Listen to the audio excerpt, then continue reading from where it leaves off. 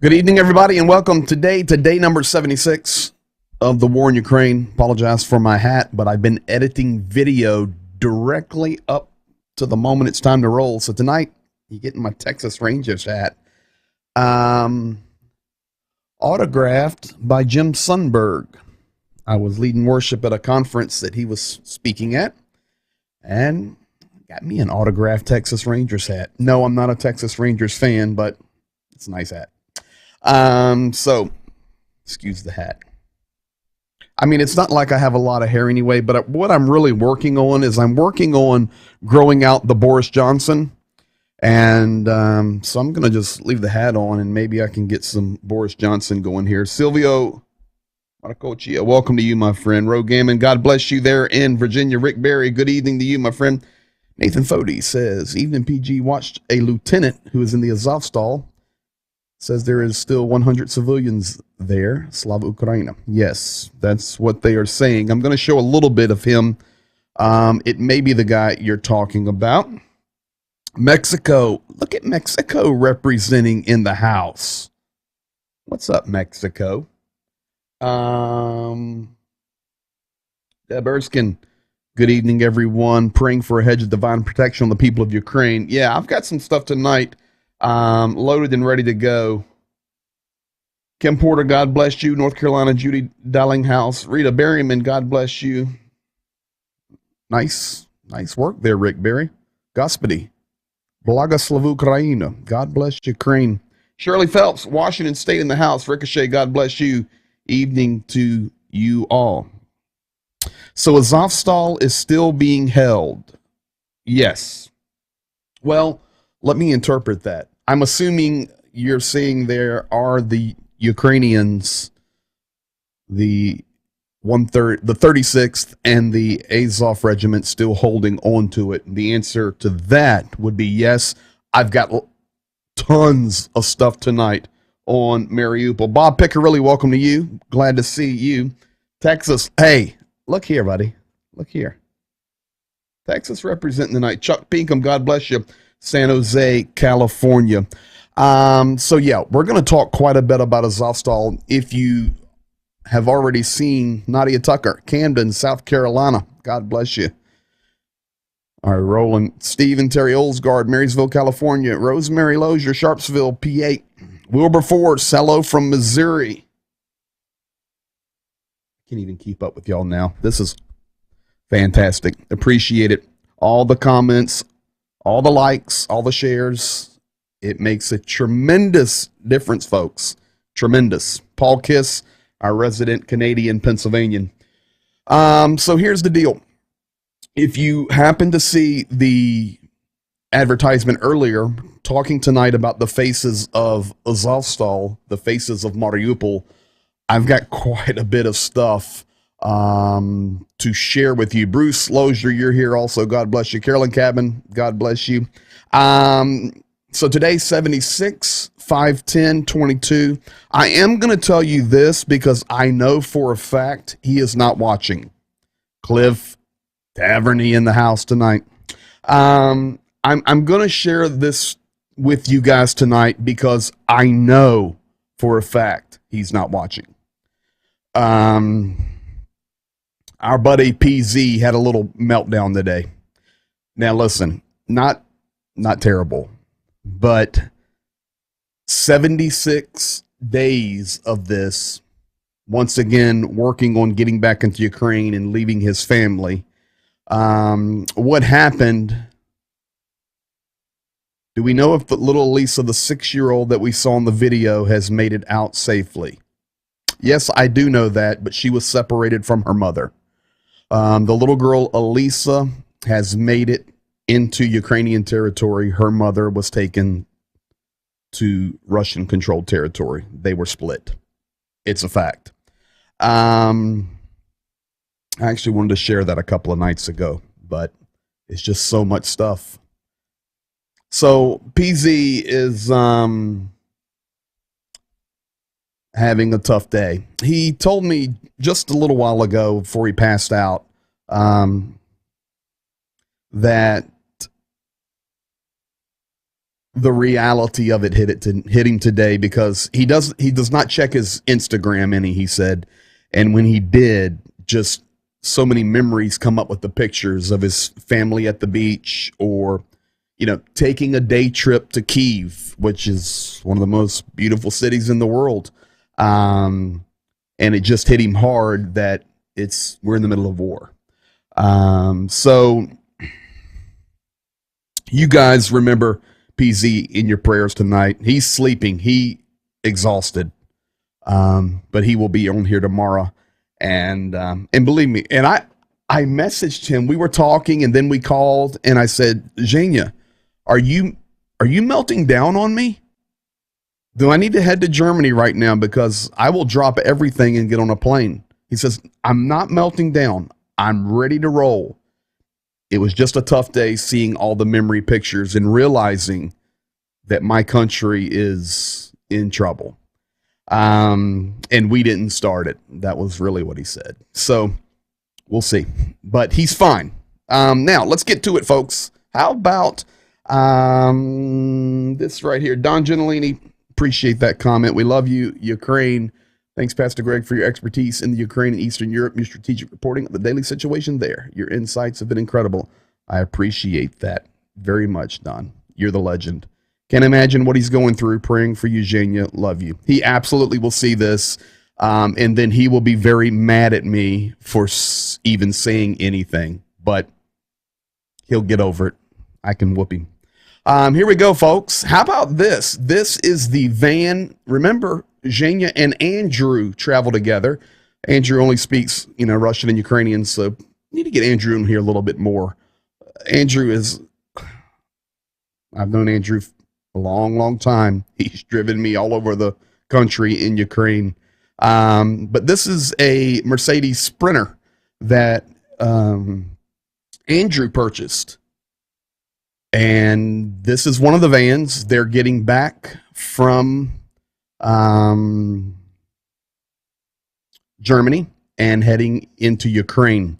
The vehicle in Western Germany that Zhenya was trying to get had some issues in the engine. Now they found another van. So they have this Mercedes Sprinter. That one's done.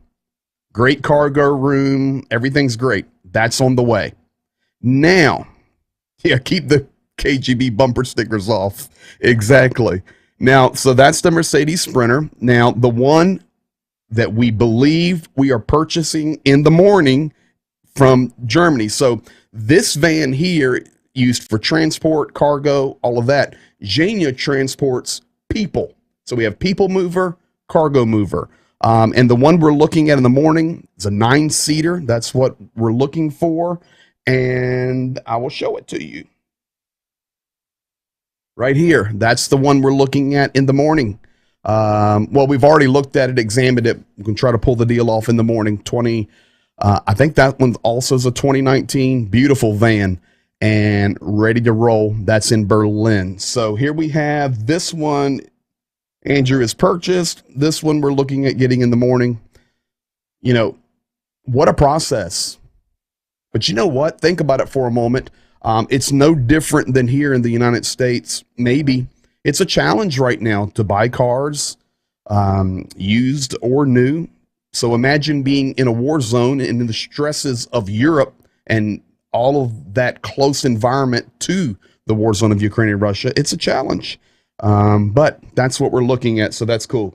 Do the vans not have removable seats? Oh, yes, absolutely. So those 9 seats can be moved out. They can transport cargo, the whole 9 yards. And then what they also do, it's Ukraine. They customize them to do what needs to be done. And yes, 50 cal turrets we're going to be mounting on the top when Nathan Fody goes there and takes care of that. Now, I want to give you an update on this. This came out, Ukraine's civilian death toll, thousands higher than reported. That hit the mainstream media today. We've been seeing that forever. The mayor of Mariupol released a number today or yesterday, minimum 25 3,000 in Mariupol have been wiped out. Civilians, not military. Let's be honest. Nobody knows. You get into these occupied territories, nobody knows. And in fact, you guys hang on, a video I'm going to be showing you in just a few minutes going to blow you away. Mariupol right now, completely occupied, of course. Russia's in control of it, other than the Azovstal, which is strategically important. You're going to hear and see inside the Azovstal in just a few minutes. But Mariupol movement now requires 3 documents. You must be carrying with you, hello, World War II. You must be carrying with you your filtration papers. So you have this document that says you have passed through filtration. What does that sound like? Nazi Germany. You have to have your passport and you have to have your zone papers, meaning I've passed filtration. I have my document, my passport that identifies who I am. And thirdly, I have the zone that says where I'm going to be. I'm going to zone 3. I'm trying to get some food, or I'm trying to do something. This is what is happening right now in Mariupol.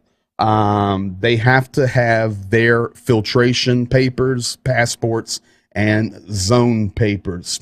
Today, the largest operation in Finnish history. I'd think about that for a moment. The largest operation in Finnish military history for practice. Of course, they were very active in World War II with their sniper regiments, but the largest practice event, and this was Finland cooperating with NATO directly on the Russian-Finnish border, happened today. Finland, there's some serious guys, and today they were doing major, everything says, their largest practice operation ever, and it was in conjunction with NATO. Now, high probability of martial law. You see, we talked about the May 9th event, and we saw the speech. We saw what he talked about the West. We saw all of these things. In fact, I shared with you guys last night about how President Putin was laying flowers at the memorials of Kyiv and the memorials of Odessa, and simultaneously the Russian forces were dropping cruise missiles all over Odessa. I want you to know that there is actual video of that. So here it is. This was yesterday. He's laying the flowers. That says Kyiv on the left. Now right there, Odessa. He's laying the flowers on the monuments and at the same time sending cruise missiles. Coming out today, many strategists in Ukraine, and a lot of the information that I get, they are expecting that Russia could go to martial law. They're not under martial law right now. Ukraine is, but Russia is not. You see, Russia is trying to do this special operation without declaring war, without instituting martial law. They're trying to show their power, their dominance, their influence. How can the world's second strongest army in the world not rout out Ukraine in minutes, and not only have failures on some of the lines that we must declare war, or we must have a conscription or a draft, or we must call up, but it looks like the answer may be martial law. And the martial law would basically allow Vladimir Putin to do anything he wants. I know he can do anything he wants now, but it releases certain things financially in the military sphere that most are expecting to happen. Now, talking about those strategic targets, and we talked about this a couple days ago. I said I was going to mention this. Here it is right here. I want to show on the map tonight a couple of things that are very strategic. Let me go here, and let's go with red tonight. I'm going to zoom out first. I want to go up here to the north and show you where Finland was doing their operations today with NATO. Right there. You see, well, what's important about that? Well, it's right on the Russian border, and here's St. Petersburg. And just to show you, this is Helsinki. And I'm actually going to be in Helsinki in August. Yeah, if the war's still going, we'll be updating from Helsinki. And you guys know when I'm in Helsinki, how close I'm going to be to these boys down here in Ukraine. Yeah, I'm going. Don't tell nobody. Shh. My mother will not like it. Now, let's go to the other strategic spots that I want to talk about tonight. And I'm going to show you this right here. This little strip of land, this is Crimea, and this is Russia. And there is this bridge. This is the bridge that everybody's talking about. Now, Ukraine has no possibility right now without help that we're trying to give them of taking out that bridge. Why is this bridge so important to take out? This is coming from Russia, and this is Crimea. And right now, all the supplies are coming across this bridge into Crimea. And from where they go is straight up in the Kherson. And then, of course, you can see all throughout Ukraine. Tomorrow, I'm having put in, hopefully it will be working. No, Ms. may not be crazy about the idea either, but my Ms. won't kill me. My mother will kill me. My Ms. is used to it. My mother will kill me. But I think I can take my mother. I'm not really sure, but I think I can take her. She's tough, though. So this is the problem down here with that bridge. I'm going to show you a couple things about that bridge in a moment. I've got video of that bridge. It's too far technically for Ukraine to strike. And it's so well protected by the Russian defenses. They know how vital that bridge is. And I'm going to show you something else about that in a moment. Now, the other region, and we talked about this yesterday, and what I was saying is tomorrow I'm putting in a that thing like the weatherman uses. Me and Haywood are working on it, where I can just write on the screen instead of all this stuff. Go make it even better. Right here, this area right here, and I'm going to draw the borders for you. Belarus, and then Poland, and then, of course, Ukraine. Well, right in that gold circle, in that little pocket of Brest, Kobrin, the Belarusian forces and the Russian forces are piling in there very heavily. Some of the numbers are 40,000 Russian and Belarusian troops have piled into this corner. Here's what I want to say tonight. We are this close.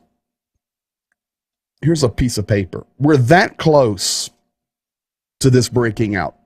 And honestly, if it doesn't break out and NATO come in, I believe what Vladimir Putin wants is to move this into a Cold War standoff where he just continually on the war of attrition, because I want to remind you, decades and decades pushing back into the Soviet Union. There is huge supplies, even of Soviet arms. And I know we say, well, they're old, they're dusty, they're mothballed. Yes, they are. But there's thousands upon thousands upon thousands, and they can just keep going. And as we shared last night, they have all the components necessary. They were prepping for this. They have all the components necessary to continue outputting their modern technology. Brad Llewellyn, there's Indiana in the house. Sir, JDO, I agree with you 100%. If the U.S. had the will, all it takes a couple cruise missiles from a fast attack sub. Bud, here's all I'm asking. Can we just roll one? And I know Turkey controls the strait down there, but can we just roll one group up in there? One aircraft carrier? A few subs, destroyers, and just in this? It's so close, folks. It's so close. This is why yesterday, when I was sharing with you the Lukashenko speech, and he was doing the rhetoric that we're with Russia, we're one people, we're going to support them. This was all set up. Everything was set up to get past this May 9th Victory Day. And we're going to watch. Unless something changes, it's going to go a little bonkers on us. Here is that bridge, a picture of that bridge. So you think Putin wants a new East-West Germany? What I think Putin wants is a complete buffer and a demilitarization of NATO on his doorstep because he is a lunatic. That's the reason. He's not a rational thinker. He stated that I played you enough of the speech last night. Just the madness of what he says. And you go, well, it's not major. It's not provocative. It's not where he's going, I'm dropping a nuke on London. He doesn't have to say that. It's the provocative way of what he says and what he doesn't say. Little words. It's our soil. It's our people. We're rescuing our people, our soil. NATO started this. NATO threatened us with nuclear. When did that happen? It's up here. There's no telling what he's going to do. So this is the bridge. And this is also the distances. For example, in Ukrainian-controlled territory, Mykolaiv is 392 kilometers. Zaporozhye is 300. They do not have the technology to reach that bridge. They have no navy that's available because they have a complete blockade on the Black Sea. I mean, there's nothing they can do. So, yes, if we could roll a couple of subs up in there and an aircraft carrier, we'd take care of it. Now, you want to see the bridge? How about this? I'll share with you what the bridge looks like. This is the world's best test driver for their new bridge.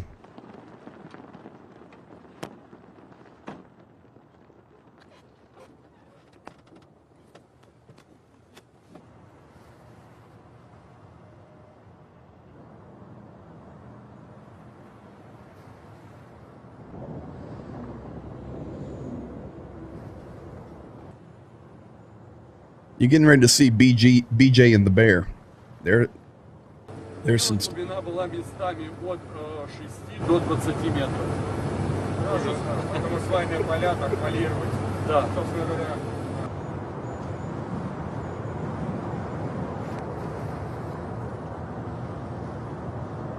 Очень-очень гордимся. Герой мирного времени. Очень-очень гордимся. Герой мирного времени.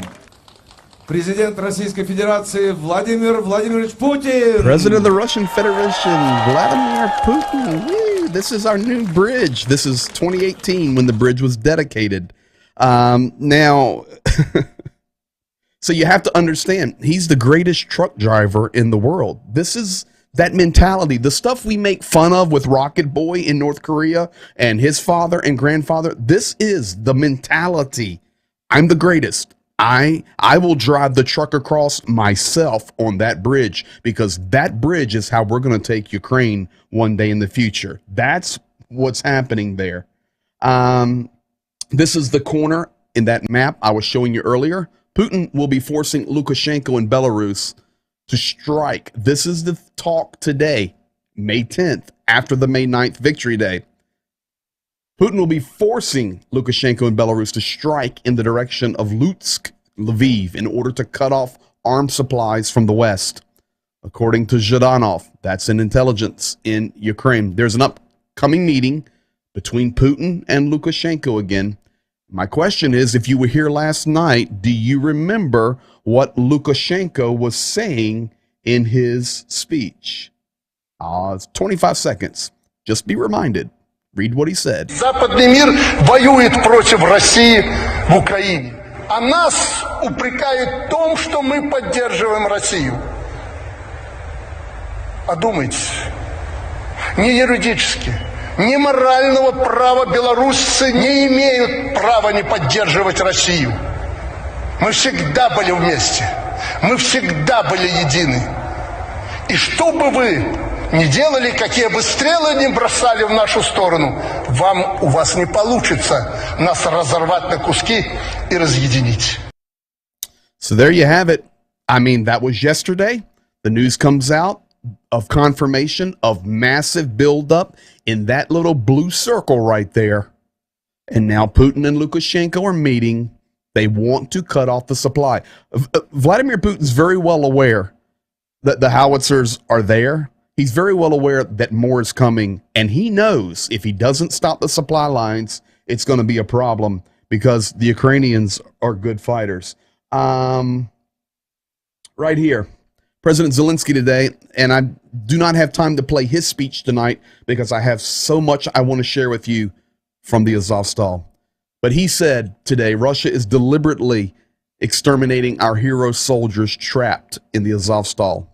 The Russian Federation does not agree to any of the options proposed by Ukraine for rescuing the Ukrainian military in Mariupol. Our defenders remain in Mariupol. They continue to resist on the territory of the Azovstal metal plant. We are using all possible diplomatic tools to arrange a rescue for them. But Russia has yet to agree to any of the many proposed options. That is President Zelensky's statement today. That moves me to the purpose of the program tonight. BJ the Bear. You guys know the GOAT, the greatest of all time. The faces of Azovstal. Had a little fun tonight. I mean, trying to be as light as we can with some of these topics. But we're going to get down where the rubber meets the road tonight. I was able to accumulate today quite a bit of material. I have, and I'm going to share these with you in just a moment. Nothing's too bad or gross. You're cool. No problem. G-rated. But I have some pictures from the makeshift hospital under the Azovstal. These pictures were just released a few hours ago, and it is showing some of the wounded soldiers. And I'm calling this tonight, Day 76, the faces of Azovstal.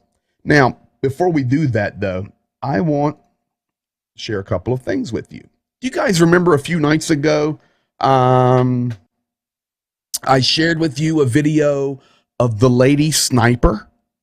And she was in the dark with the other soldiers, and she was singing the Ukrainian hymn. Right. Okay, we remember. Well, the rumors started hitting over the last 24 hours that this lady, soldier, had lost her life and been killed. So today, she came out and says, no, I'm still here, and I'm defending the Azovstal steel plant. So they went up, her and a couple of soldiers, and she sung a song.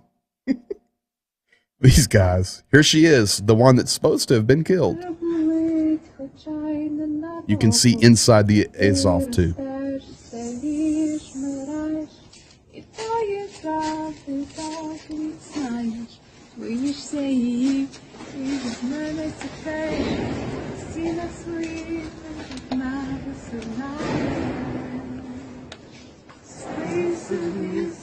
You can hear the shelling in the background. This is inside the plant.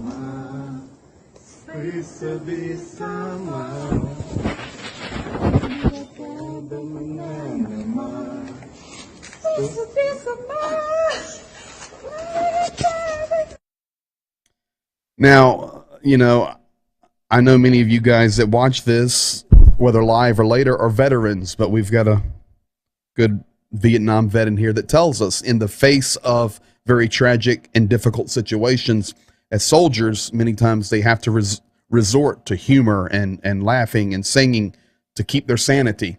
And these guys are facing certain death. Whoa, you haven't said that before. They are. They're going to die unless they are rescued. And you say, well, how do you know they're going to die? They said it themselves. This is Lieutenant Samolenko earlier today talking to Sky News. Nobody has been expecting for us to hold against the Russians for so long, but still we're fighting. We're taking heavy casualties. We're taking losses. Every day might be our last. We have extremely limited resources that are very short as for now. And the result of this might be our imminent death or capturing by the enemy, which is also means death for us. And the consequences of these might be extremely catastrophic for the Ukrainian defense and the Ukrainian state. So you see, that's somehow our call to the international societies to help to motivate your governments and our governments to resolve this problem quickly as fast as possible, because there is not just the result that people are dying right now. Our lives means nothing. But our fight means everything, and the national security means everything for us. Any warm words, any words of support, and any informational support will not stop the bomb from collapsing your bunker. That may happen like in the next couple of minutes, or maybe 1 hour, or maybe tomorrow, or nobody knows. So yeah, we were fighting very good. But our defensive capabilities and fighting capabilities are like far lesser than we need right now. So actually, for military, it's very complicated to ask for the help. Yeah, no, we're not asking for help. We're asking for help to our government to let them make a good assistance for us. Straight from under the Azovstal. Now, he made a very, very powerful statement there. And secondly, you know, English is not their native language, not even close. They all speak Ukrainian, they speak Russian, and probably another language from Europe as well, and of course, English. These are smart people. He made the quote at the beginning, "Our life means nothing, our fight means everything." He's right, because the moment the Azovstal is over and that holdout is over, it's going to change the dynamics of this war. Not in a positive way, but in a negative way. That is why these next days are very important. I do not know how much longer they can hold out. Now, how do I also know they're going to die? Unless intervention happens. I need to say it that way. Unless there's an intervention, if there's no agreement, if the UN or some Red Cross third party or another nation or NATO get involved and go tear somebody up, if none of those happen, these guys are going to die. He says it. This is what you ask, why do they keep bombing that place? Because they're trying to collapse it on top of all the people that are underground. They're trying to bury them. That's it. That's why they keep bombing it. And when these videos come out every day, and there's people like me and others around the world and news organizations saying they're still there, they're still fighting, they're still there, they're still fighting, it's a slap in the face of the military that's opposing them from Russia in Mariupol.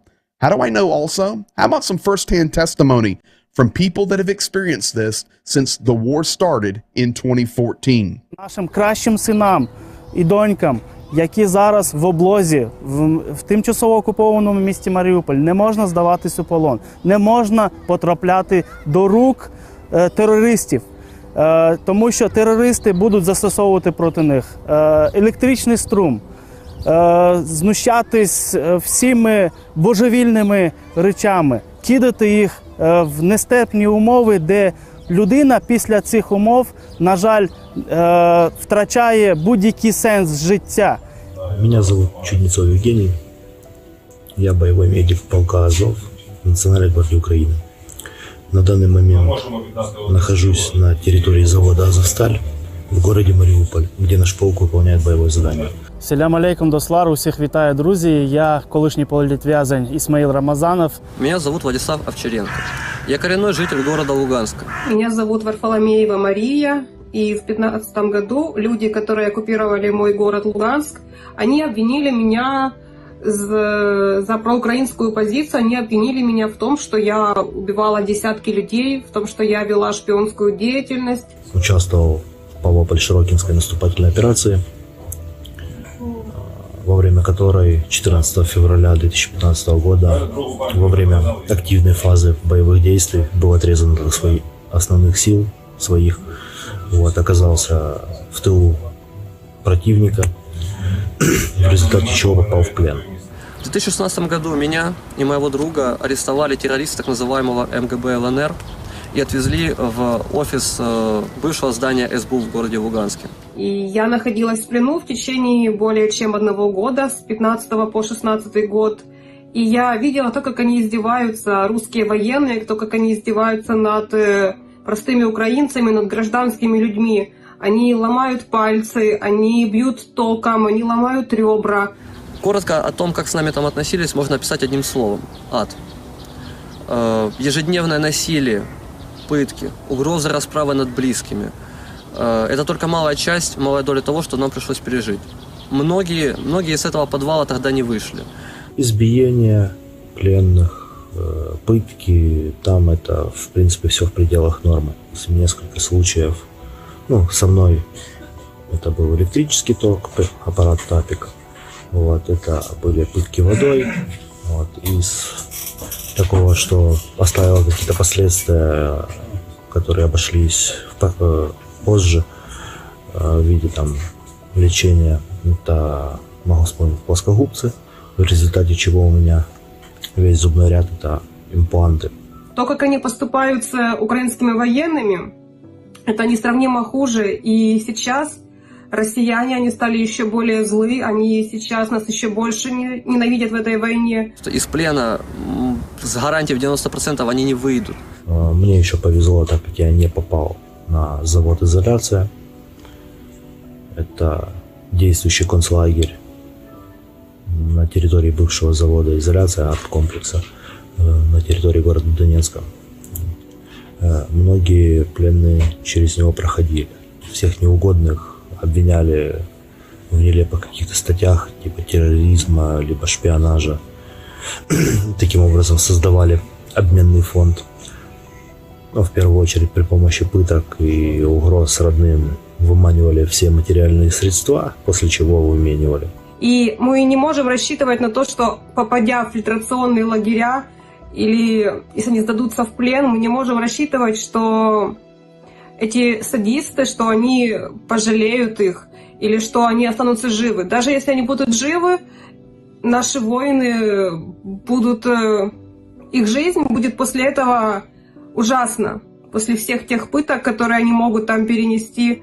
Поэтому мы не можем рассчитывать на то, что, попадя в плен, с ними могут обходиться хотя бы гуманно. Могу вспомнить такой случай, когда при нас боевик из отряда Моторолы застрелил раненого пленного из-за того, что мы попросили его оказать ему медицинскую помощь. Но он выстрелил ему в голову, сказал, що все, помощь оказана. Я би хотів це відео присвятити бійцям полку Азов, моїм побратимам, хлопцям, які захищають зараз серце не тільки України, але й серце нашої спільної історії. це місто Маріуполь, де так сталося, що російські окупанти, ця наволоч, намагається вщент зруйнувати це місце і взяти в полон кращих синів нашого народу. Все прекрасно понимают, что наши военные защищают нашу страну.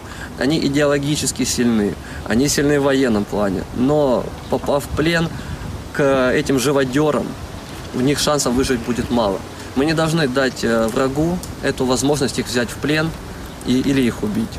І тому я закликаю, я кричу, я благаю всьому людству, закликаю, давайте разом припинимо цей акт геноциду. Хочу добавить, что здесь, на территории Азовстали, находится очень большое количество раненых. Раненых разной степени тяжести, в том числе тяжелых раненых, которым необходима срочная эвакуация.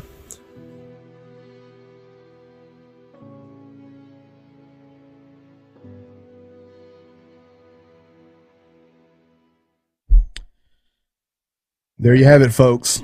First-hand witnesses. Remember, the war started in 2014. Just nobody really knew unless you were connected to Ukraine. The war did not start February 24th. That was just another invasion. Geneva Commission? Our convention? No. This is evil. The concentration camp that they spoke about, or maybe it was the lieutenant earlier. No, it was those guys. One of the two. I've been prepping those videos this evening. That concentration camp right now holds 100,000 people. 100,000 people. Today, numbers released that 1.2 million Ukrainians have now been taken to Russia. There's so much information that comes every 24 hours. I could just keep talking for hours. And I try to keep the storylines and share, but 1.2 million, including 200,000 children, taken to Russia. Not given a choice, nothing, gone. And they are spread throughout Russia. The faces of Azovstal. Yeah, it was the medic. Exactly. And what happened to all the civilians are out. I do not have confirmation on that. But yes, yesterday all the civilians are out. Now today it looks like there's 100 more. I do not know the answer to that, but I do know this. There's probably people trapped in those tunnels that nobody will ever know about, hiding or dead. That plant is huge. So I don't know. I don't know how they do what they do. I want to leave you with this tonight. And I'm going to take my time on this. I'm going to make it bigger. The faces of the Azovstal. Are they trying to dilute the culture by removing them and having Russian culture replace them? So that's a challenging question to answer because I do not want it to be misunderstood.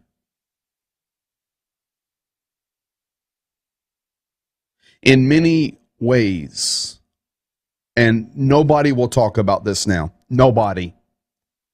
Because it's a war. And even Christians are on opposite sides. It's unbelievable what we're witnessing. But in many ways, a lot of these cultures, Ukraine and Russia, there's a lot of similarities. A lot of family relations across the borders that have been going on for generations. And that would be in the middle part of Ukraine and eastern Ukraine. Even though they're fully Ukrainian and it's Ukrainian soil, it's very similar cultures. And then Western Ukraine, not only shares that Ukrainian culture, some of the Russian culture, but also some of the Polish culture. So it's really a mixed bag, but it's not like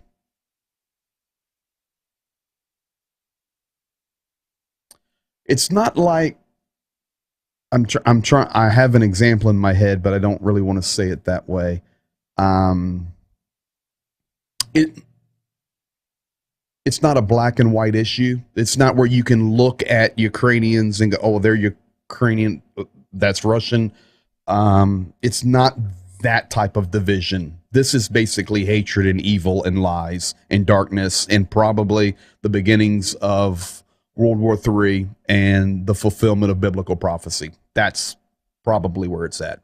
And, I want to remind you of something biblically. You remember when Israel was escaping Egypt, and Moses led them across, and they came to the Red Sea, and God split the Red Sea, and the Israelites went across on dry ground, and then Pharaoh's army chased them down, and the Red Sea swallowed them up, and you go, what a dummy. Why did they do that? If you read the scripture, it's very clear. The Bible says that God hardened the heart of Pharaoh so that the armies would chase after the Israelites because he had a way to take care of it. This is almost like the heart of Putin, and I almost called him Putler because all the information I get, they call him Putler. But the heart of Putin, is hardened, blinded, because it's possible, and I don't want to get into a theological discussion now, that these things have to unfold, and it's terrible, and I don't want it to be this way. I want this to be over. I want to wear them out in a New York minute and restore Ukrainian sovereignty. But this is where we're at. So now,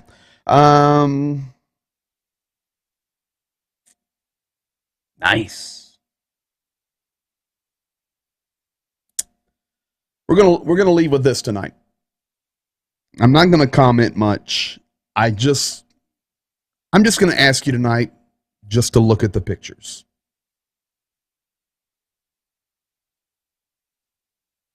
The faces right now under the Azovstal.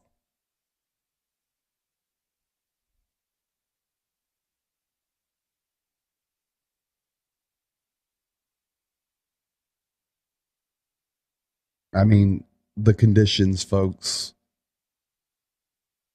You can see his left arm, I'm assuming broken.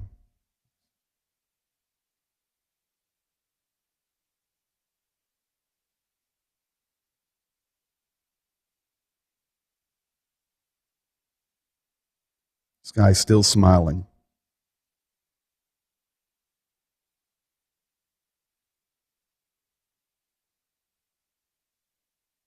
In fact, let me go and just make these even bigger.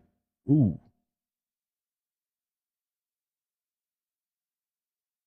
Just look around. Just let your eyes talk to you for a moment. And I know this is different than what I usually do. I'm interviewing or talking or rolling video and trying to have high energy. Not on these pictures. Look at the floor, the darkness.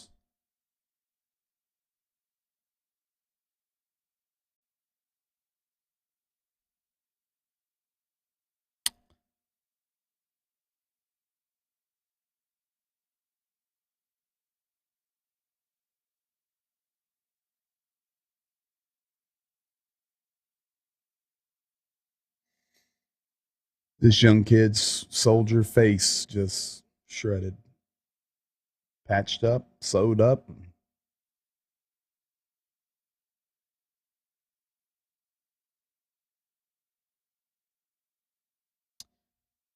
If you're looking around, just you see the tarp and the plastic, and you go, ooh, what's that say up there?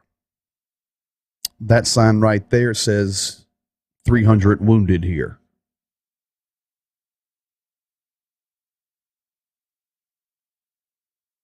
Sitting on some type of cot, no mattress. It's absolutely cold under there. All of these guys have their coats on.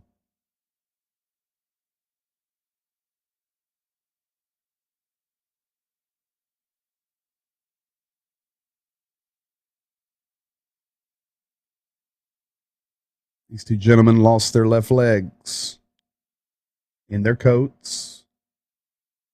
I'm assuming probably behind that plastic's a room, or maybe that's where they do medical procedures. This is the makeshift hospital. You see the Ukrainian flag in the back right.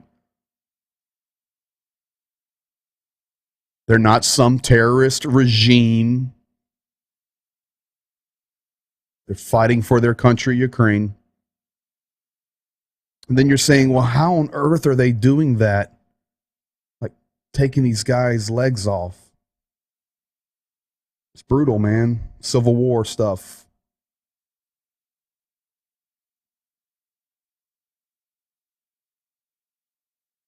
Young kid. The medics treating him.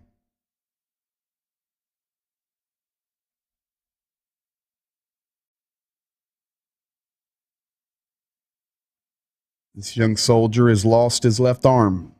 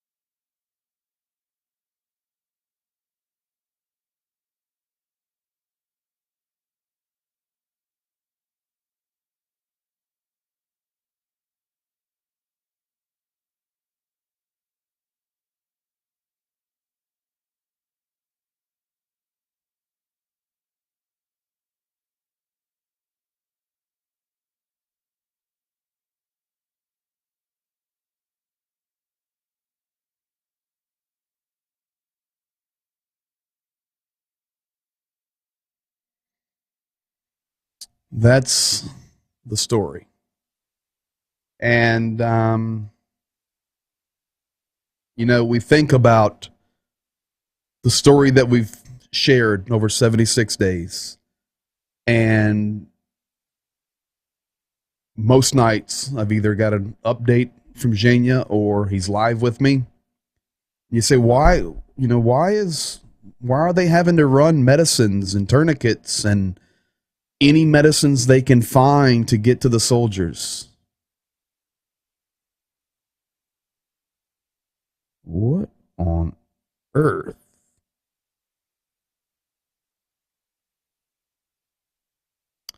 He gone. Wow.